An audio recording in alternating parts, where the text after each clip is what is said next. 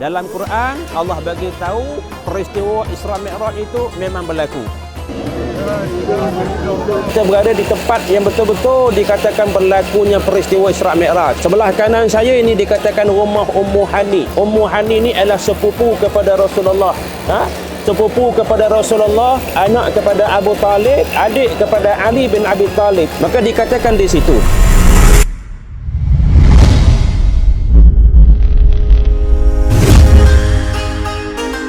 Okey, untuk makluman hari ini kita nak ziarah Jabal Sur dan sekitar tempat-tempat manasik haji. Kemudian kita akan buat umrah yang kedua. Cuma kali ini kita dah ada pengalaman, experience kita semalam ni cukup bermakna. Cuma ada beza sikit lah. Kita dah tahu laluan, kita dah tahu lorong cara mana dan kita takkan gunakan mikrofon hari ini.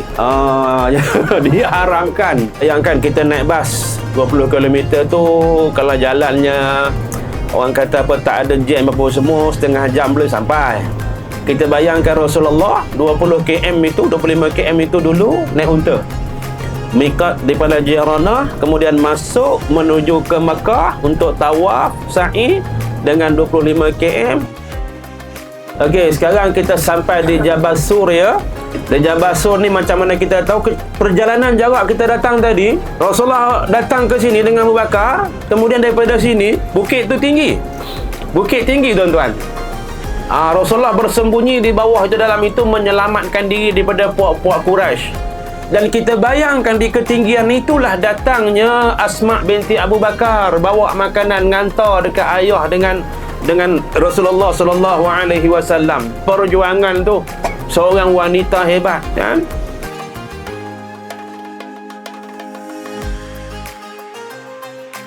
Seperti yang kita lihat di kejauhan sana, di atas sana itulah Jabal Sur, dan di atas tu tuan-tuan itulah tempat baginda Nabi SAW bersama dengan Abu Bakar As-Siddiq. Yang mana ketika itu musyrikin Quraisy berada di bawah betul-betul depan dengan gua tu, yang kata Abu Bakar, "Lau ra'a ahaduhum tahta qadamaihi la ra'ainah." Ya Muhammad, ya Rasulullah, seandainya mereka menunduk dan ke bawah, nescaya nampak kita dalam ni. Maka kata Rasulullah, "Ya Abu Bakar, la yataqaf wa la tahzan, innallaha ma'ana." Janganlah kamu risau, janganlah kamu gentar, Allah Ta'ala bersama dengan kita. Yakni Allah membantu kita. Maka itulah kalau tuan-tuan tengok di kejauhan sana, di atas sana, kita bayangkan daripada Mekah Rasulullah datang ke sini, kemudian menapak ke bukit yang begitu tinggi. Subhanallah, Allahu Akbar. Inilah ibrah bagi kita, pengorbanan, perjuangan Rasulullah SAW dan permulaan hijrahnya dari kota Mekah untuk ke kota Madinah melalui lorong-lorong yang berliku, jalan yang tinggi, bukit yang berbatu tajam dan licin. Itulah dia. Subhanallah. Miqat Jiranah ni macam yang saya sebutkan tadi itu, di mana tempat Rasulullah SAW bahagi-bahagikan harta ghanimah. Yang timbul perasaan tak adil, akhirnya Rasulullah selesaikan dalam masa yang cepatlah. Pengajaran yang bagi kita, sama ada kita dalam adik-beradik ke family ataupun kita ni dalam AJK, institusi mana-mana pun, kalau benda berbunyi tak berapa puas hati tu, jangan biar lama-lama, dia akan menjadi virus, menanah kan. Maka Rasulullah tunjuk cara, habis panggil habis semua, settle, bagi penerangan.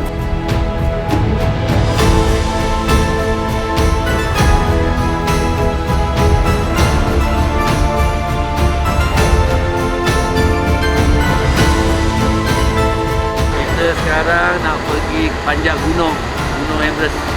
Jabal Nur. اقرأ باسم ربك الذي خلق خلق الإنسان من علق قال إذن وإذا بشر أحد من الأنثى ظل وجهه مسودا وهو كظيم يتوارى من القوم من سوء سر به أيمسك على هوني أم يدسه في التراب. قال النبي صلى الله عليه وسلم من جعل القرآن إمامه سقى إلى الجنة من جعل القرآن خلفه سقى إلى النار. Tuan-tuan perempuan Allah Subhanahu Wa Taala, hadis dan ayat tadi itu menjelaskan di mana ayat wa iza busira adamil unta. Di masa itu wanita tak ada nilai. Masa jahiliyah sebelum Nabi SAW bergerak daripada Gua Hira ni, wanita di masa itu jahiliyah tak ada nilai, ya, pemerkosaan. Wa iza busira adamil unta. Di masa itu jahiliyah, kalau ada dia punya anak-anak perempuan, dia merasa punya aib. Kalau dia tak tahan duduk di kampung dia, am yuduh sufi turab, hidup-hidup dia kuburkan.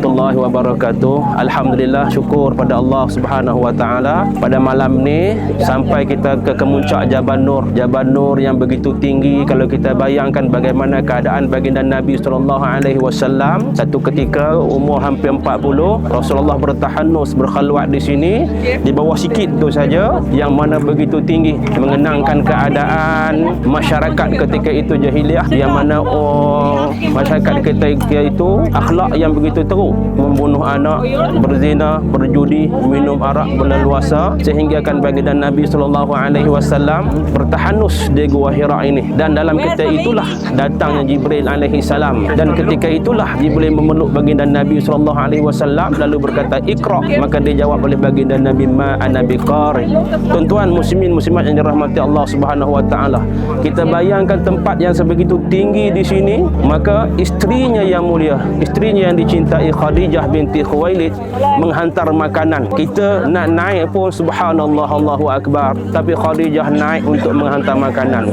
Kata Jibril, "Ya Rasulullah, wahai Muhammad, kan atatka Khadijah, akan datang kepada Khadijah, ya, fihi inaun, membawa bekas, inaun ma'aha inaun, bersamanya bekas, fihi idamun au ta'amun au syarabun."